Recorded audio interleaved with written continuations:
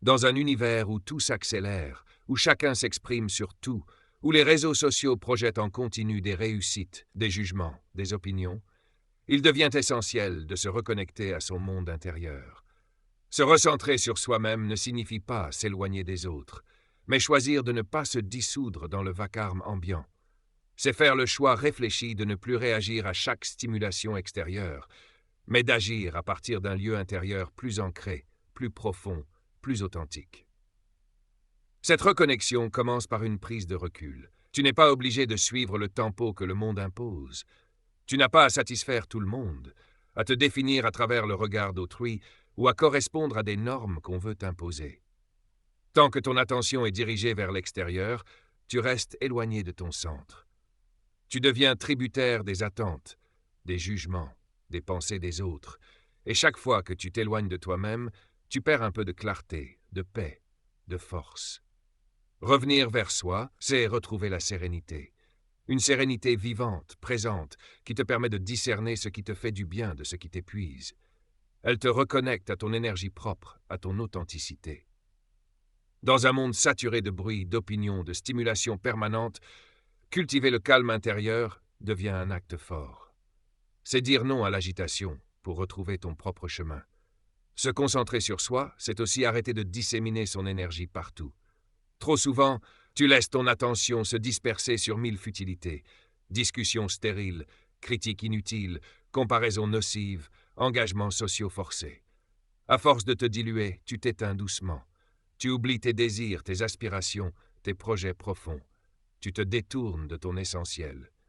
Se recentrer, c'est couper ce qui t'éloigne de ta propre élévation. C'est dans cette introspection que naît le vrai changement. Car en te plaçant au centre de ta vie, tu reprends ta souveraineté. Tu cesses de vivre en fonction des autres et tu commences à répondre à ton appel intérieur. Tu te redresses, tu prends position, tu avances avec détermination. Et plus tu vas vers ton intériorité, plus tu deviens stable. Stable face aux regards, aux critiques, aux vents contraires.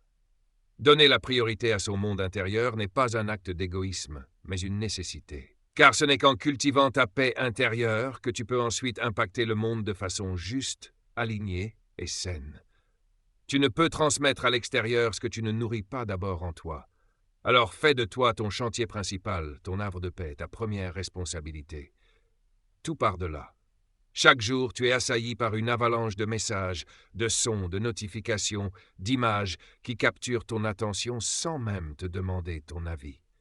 Les distractions ne se limitent pas aux écrans ou au bruit. Elles prennent aussi la forme de bavardages futiles, d'avis non sollicités, d'attentes sociales, d'habitudes vides de sens. À force d'être exposé à cette agitation, tu finis par croire que ce vacarme est normal, qu'il fait partie du quotidien. Mais en vérité, il agit comme un poison discret, lent, qui t'éloigne progressivement de toi-même. Lorsque ton esprit est constamment distrait, tu perds ta capacité à être pleinement présent. Tu n'écoutes plus vraiment ce que tu ressens, tu flottes à la surface de ta propre vie. Tu réagis à ce qui vient de l'extérieur au lieu de créer à partir de ton monde intérieur. Et plus tu laisses les distractions prendre le dessus, plus tu te déconnectes de ta lucidité, de ton attention, de ton cap. C'est comme avancer dans une brume continue. Tu marches, mais sans direction claire, sans véritable sens. Pour revenir à toi, il faut réapprendre à faire le vide. Cela passe par des instants de silence, par le retrait volontaire, des moments choisis d'isolement. Ce n'est pas fuir la réalité, c'est offrir des espaces protégés pour respirer pleinement, réfléchir sereinement, ressentir en profondeur. Ces instants de retrait sont fondamentaux. Ils sont essentiels à ton équilibre. Sans eux, tu te disperses dans toutes les directions sauf la tienne. Éliminer les distractions extérieures, c'est parfois avoir le courage de dire non. Non à certaines discussions, à certaines fréquentations, à des activités qui ne font que combler un vide. C'est faire le tri entre ce qui t'enrichit et ce qui te vide. Tu dois apprendre à filtrer ce que tu autorises à entrer dans ton espace, ton esprit, ton énergie. Chaque distraction a un coût caché. Elle grignote ta sérénité, ton attention, ta capacité à créer. Cela passe aussi par des actions simples mais puissantes. Éteindre ton téléphone à certains moments, éviter les réseaux sociaux dès le réveil, t'offrir des plages de silence sans bruit, sans images, sans attente. C'est dans ce calme que tu retrouves ton axe. C'est dans ce vide que ta voix intérieure peut de nouveau s'exprimer. Et cette voix-là mérite ton écoute bien plus que n'importe quelle stimulation extérieure. Reprendre le contrôle de ton attention, c'est reprendre le contrôle de ta vie. C'est réinvestir ton énergie, ton temps, ton espace mental. Moins tu te laisses distraire, plus tu construis un environnement qui te soutient, qui t'élève, qui te régénère. Dans cet espace clarifié, paisible, nettoyé du superflu, tu peux enfin bâtir du vrai, du durable, quelque chose qui vient de toi, quelque chose qui t'appartient. S'écouter vraiment est devenu un acte rare. Dans un monde qui nous pousse sans cesse à parler, à réagir, à produire, peu de gens nous apprennent à simplement faire une pause, à nous tourner vers notre intérieur, à plonger dans notre propre silence. Pourtant, c'est précisément là que tout commence. C'est en accédant à cet espace intime que tu retrouves ce qui est essentiel, ce que tu ressens profondément, ce que tu veux sincèrement, ce que tu es au fond de toi. Tant que tu n'as pas appris à t'écouter, tu vis à côté de toi-même. Tu avances à travers des idées empruntées, des directions imposées, des rôles que l'on t'a conditionné à jouer. Mais s'écouter, ce n'est pas simplement entendre ses pensées se répéter en boucle. C'est aller plus loin. C'est créer en soi un lieu de calme, dépourvu de jugement, où tout peut émerger librement, sans filtre ni contrôle. C'est là que tu entends cette voix qui ne vient ni de la peur ni de l'ego, mais de ta vérité la plus pure. Et cette voix ne hurle pas. Elle ne force pas. Elle attend que tu sois prêt à l'entendre. Voilà pourquoi le silence est indispensable. Il rend audible cette voix subtile. Et ce silence n'est pas seulement l'absence de bruit, c'est une présence. Une qualité d'attention que tu t'accordes, un moment où tu deviens disponible à toi-même. Mais cela demande du courage, car dans ce silence, tu vas croiser ce que tu évitais, tes contradictions, tes incertitudes, tes blessures, tes désirs profonds. Tu vas faire face à des vérités inconfortables, mais puissamment libératrices. Et c'est seulement en les accueillant pleinement que tu pourras avancer avec justesse. S'écouter profondément, c'est aussi ralentir. Sortir du mode réflexe, refuser la précipitation. Ne pas chercher tout de suite une réponse, une solution, une action. C'est accepter de rester dans une forme d'attente, d'observation, de présence à soi. Avant de savoir quoi faire, il est essentiel de comprendre ce que tu ressens, ce que tu vis, ce qui palpite en toi. Et plus tu cultives cette écoute intérieure, plus tu développes une véritable intelligence émotionnelle, une intuition fine, une clarté intérieure. Tu n'as plus besoin de demander l'avis du monde entier pour chaque décision. Tu sais ce qui est bon pour toi, même si ce n'est pas populaire. Tu sais quand dire oui, quand poser une limite, quand partir. Tu te reconnectes à ton propre rythme, à ton essence, à ta voix intérieure. Et cette voix devient ton repère. Non pas une autorité stricte, mais une boussole intime qui te guide vers des choix sincères. Des décisions alignées avec ce que tu es, et non dictées par ce que tu crois devoir être. Cette capacité à t'écouter profondément dans le silence devient un socle solide. Elle t'apprend à ne plus dépendre du chaos extérieur pour exister. Tu n'as plus besoin d'exposer, de justifier, de convaincre. Tu vis de l'intérieur. Et plus tu vis de l'intérieur, plus tu deviens fort à l'extérieur. Moins tu ressens le besoin de parler, plus tu es connecté. Moins tu réagis, plus tu choisis. Et dans ce silence habité, tu redeviens maître de toi-même. Le besoin d'être validé par les autres est une chaîne invisible. Tant que tu cherches à être approuvé, aimé, reconnu par ton entourage, tu restes enfermé. Enchaîné à des regards extérieurs, à des attentes sociales, à des jugements silencieux ou exprimés.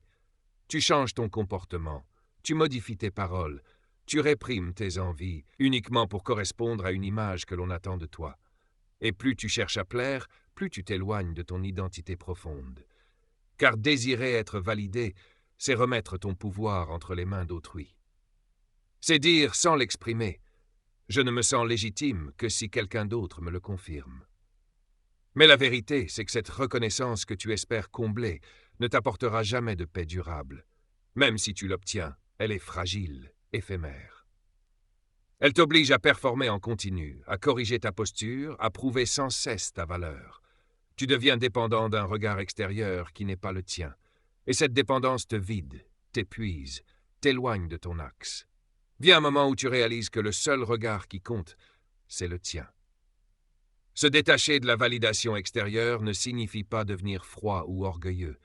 Cela veut dire revenir à ce qui est vrai en toi, à ce que tu ressens, à ce que tu crois, à ce que tu veux créer, même si cela dérange, même si personne autour de toi ne comprend.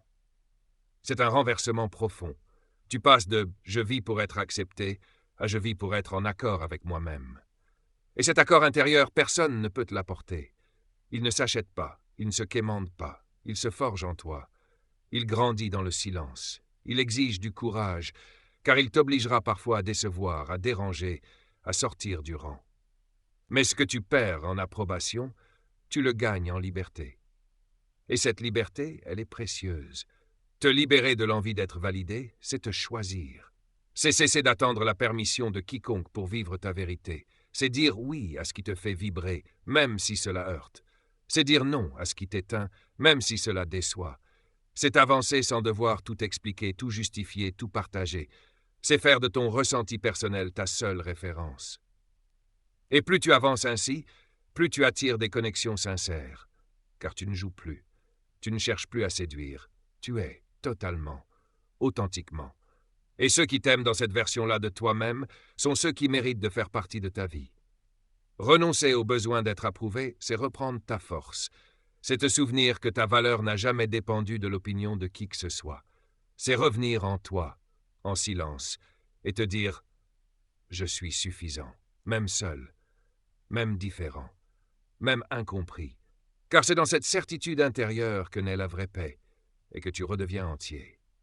Nous vivons dans une ère où il est facile de tomber dans le réflexe de tout partager, chaque pensée, chaque instant, chaque ambition.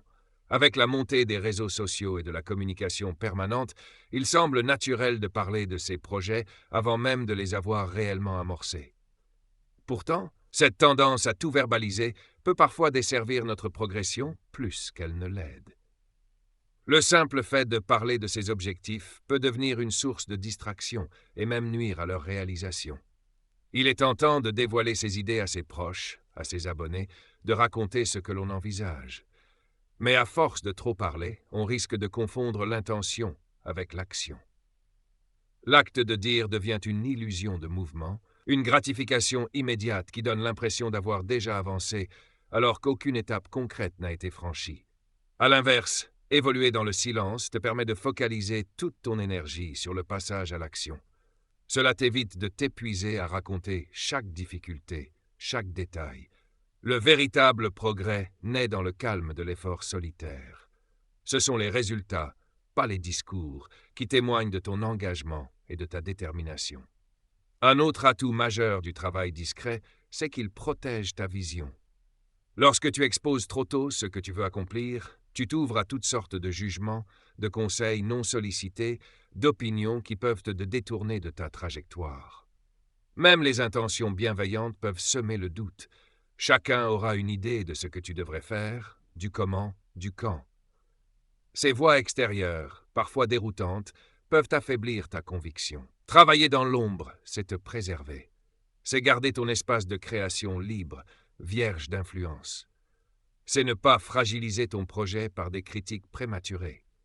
Ce silence est une barrière protectrice entre ta vision et le tumulte du monde. Il te donne la liberté de façonner ton idée à ton rythme, sans interférence, sans comparaison. L'un des plus grands avantages à évoluer sans bruit, c'est l'effet de surprise. Quand tu ne montres rien à l'avance, ta réussite prend les autres de court. Elle a plus d'impact, plus de force. Il n'y a pas eu d'attente, pas de critique anticipée, seulement l'évidence de ce que tu as accompli. Et cette surprise-là est d'autant plus satisfaisante qu'elle repose sur des actes, pas des promesses. Partager trop tôt, c'est aussi prendre le risque d'être mal compris. Une idée en construction est fragile, souvent floue. Ceux qui t'écoutent ne verront pas forcément tout le potentiel que tu perçois. Ils n'imaginent ni les obstacles à surmonter, ni les ajustements à faire. Et leurs jugements précipités peuvent miner ta confiance. En agissant dans l'ombre, tu te protèges de cette pression inutile. Tu avances à ton rythme, sans crainte d'être mal interprété. Et ce processus te rend plus fort, plus centré, plus confiant, car tu ne t'appuies pas sur l'approbation, mais sur ton propre engagement. Le plaisir d'avoir construit quelque chose dans la discrétion est bien plus profond que celui d'avoir simplement parlé de ses ambitions. Travailler en silence ne signifie pas t'isoler totalement. Bien entendu, il est parfois utile d'avoir des échanges de qualité, de partager certaines étapes clés avec des personnes de confiance ou de solliciter un avis éclairé au bon moment. Mais l'essentiel, c'est de protéger le cœur de ton projet, préserver son intégrité. Laisser ton idée mûrir à l'abri du vacarme et des opinions prématurées, qu'elles soient flatteuses ou négatives.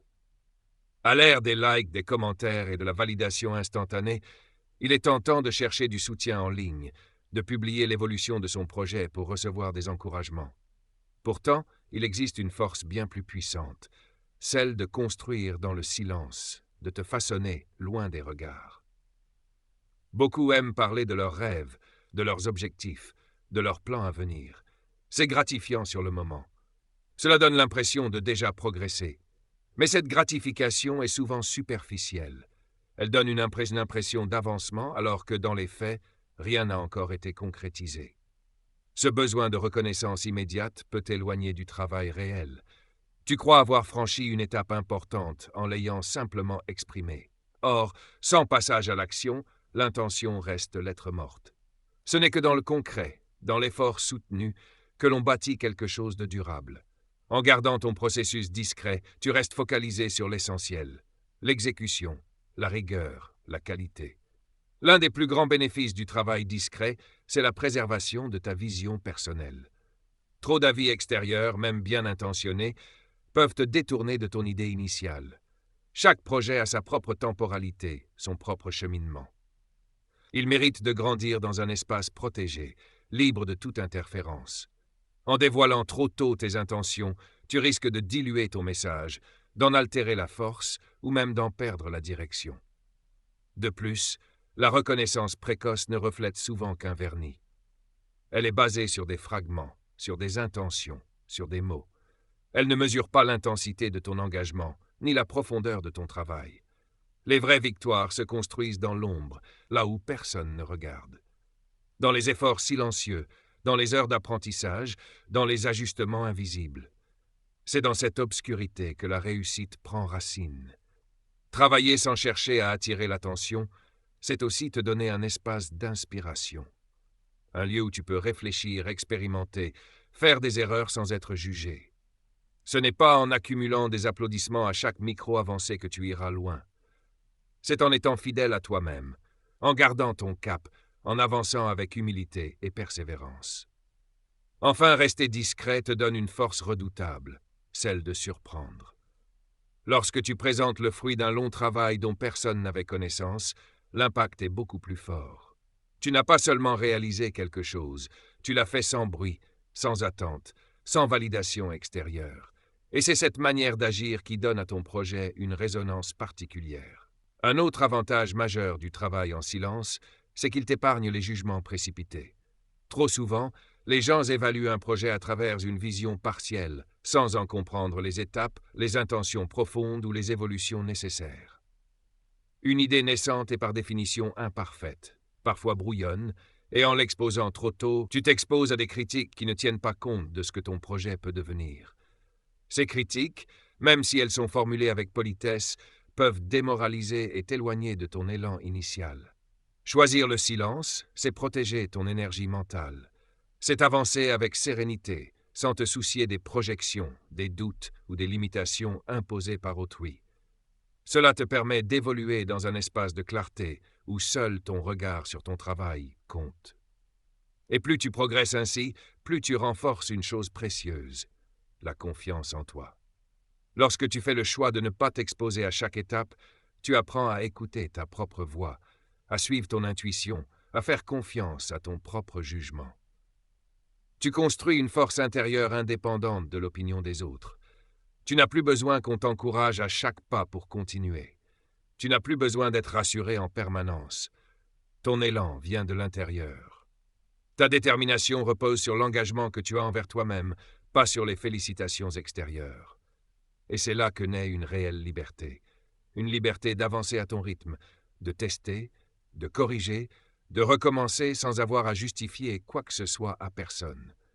Tu te recentres sur ce qui est réellement important, la progression réelle, l'impact concret, l'accomplissement authentique. Lorsque tu atteins ton objectif, la reconnaissance, si elle vient, aura une saveur plus pure, car elle ne sera pas le fruit d'un besoin, mais une conséquence naturelle de ton travail. Et si elle ne vient pas, ce n'est pas grave, car ce que tu auras gagné en chemin, la confiance, la discipline, l'intégrité, est bien plus précieux que n'importe quel applaudissement. Travailler dans l'ombre ne signifie pas se couper du monde. Cela signifie simplement choisir avec soin les moments et les personnes avec qui partager. Cela signifie protéger la graine tant qu'elle n'est pas assez solide pour pousser à la lumière. Cela signifie aussi éviter d'être freiné par des remarques extérieures qui n'ont pas leur place dans ton processus. Construire dans la discrétion est un entraînement à la maîtrise de soi. C'est une posture intérieure qui t'aide à rester concentré sur ce qui compte.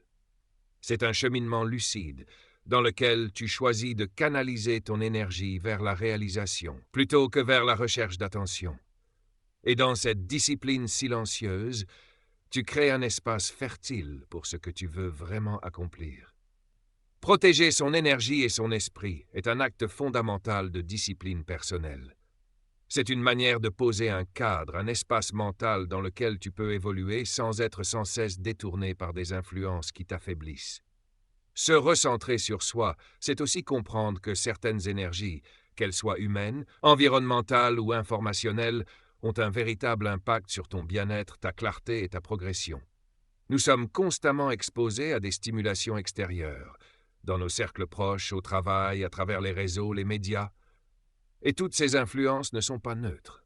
Certaines personnes, certaines situations te nourrissent, t'élèvent, te dynamisent. D'autres t'épuisent, te parasitent, t'enlisent. Il est donc indispensable d'apprendre à faire la différence. L'énergie négative peut se manifester de nombreuses façons, par des critiques permanentes, des jugements voilés, des paroles qui découragent, ou encore par une absence totale de soutien. Les relations toxiques, quant à elles, sont celles dans lesquelles tu te sens vidé, dans lesquelles tu es constamment sur la défensive, où ton élan naturel est freiné. Ces influences, qu'elles viennent de proches ou d'inconnus, peuvent t'écarter de ta mission si tu ne les identifies pas à temps. La première étape, c'est la conscience, être capable de reconnaître ce qui t'alimente et ce qui t'empoisonne. Une remarque constructive peut t'aider à progresser, mais des remarques récurrentes, non bienveillantes, ne font que saper ta confiance. De même, une personne qui croit en toi est un trésor, tandis que celle qui doute de toi sans fondement est un obstacle à ta croissance. Une fois que tu as identifié ces sources négatives, il est crucial d'apprendre à poser des limites. Cela ne veut pas dire couper tous les liens, mais sélectionner consciemment qui a accès à ton espace intérieur. Parfois, cela implique de dire non à certaines relations, de mettre fin à certaines dynamiques, de décliner certaines invitations. Même si cela peut sembler difficile ou impopulaire, c'est essentiel pour préserver ta stabilité émotionnelle et mentale. Parfois, cela signifie aussi filtrer les contenus que tu consommes, réduire l'exposition aux informations anxiogènes, aux contenus qui te tirent vers le bas, aux débats stériles.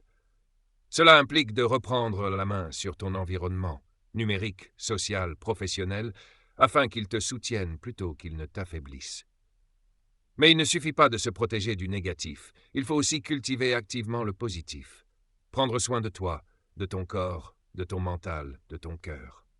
La méditation, le sport, la lecture, l'écriture, les moments de silence, de nature, de solitude, choisis, tous ces rituels renforcent ton ancrage intérieur.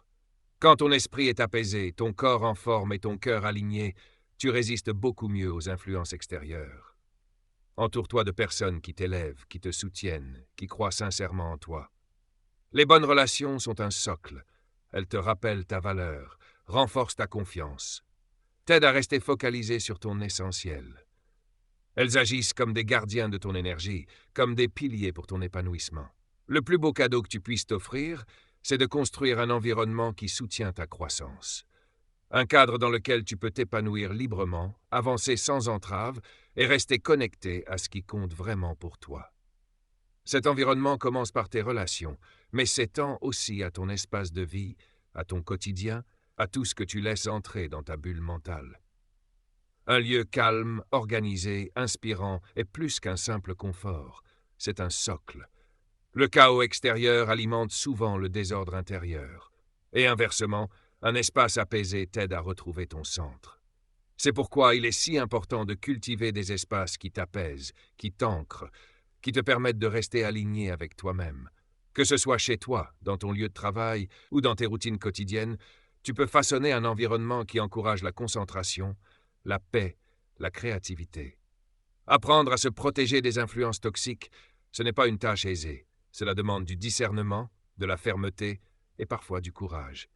Mais c'est aussi une preuve d'amour envers soi-même. Se choisir, se respecter, s'écouter, ce sont les bases d'une vie épanouie et alignée. Se concentrer sur son propre bien-être, sur ses ambitions, sur son chemin, exige de la lucidité. Cela implique de rester fidèle à sa vérité, même lorsque les pressions extérieures sont fortes, même quand les autres ne comprennent pas. En choisissant de filtrer ce qui entre dans ton esprit et dans ta vie, tu crées un espace intérieur fertile, stable, réceptif. Un terrain sur lequel tu peux grandir, te transformer, bâtir quelque chose de durable. Ce n'est que lorsque tu fais ce ménage autour et en toi que tu deviens vraiment libre de construire une vie à ton image. Quand tu refuses les distractions, que tu dis non aux influences négatives, que tu restes silencieux sur tes projets, que tu n'attends plus la validation des autres, alors tu reprends le pouvoir. Tu redeviens le créateur de ta trajectoire. Tu redeviens pleinement responsable de ce que tu vises, de ce que tu ressens, de ce que tu offres au monde. Ce recentrage sur toi, loin d'être un repli égoïste, est un acte de souveraineté. Car ce n'est qu'en étant profondément connecté à toi-même que tu peux ensuite influencer le monde autour de toi avec justesse. Ce que tu donnes aux autres ne peut venir que de ce que tu nourris en toi. Alors construis cet espace, protège-le, garde-le pur, fais-en ton sanctuaire. Et à partir de là, tout devient possible. La paix, la clarté, la création, la transformation. Parce que tout ce que tu veux bâtir dans ta vie commence ici, à l'intérieur, en silence, avec toi.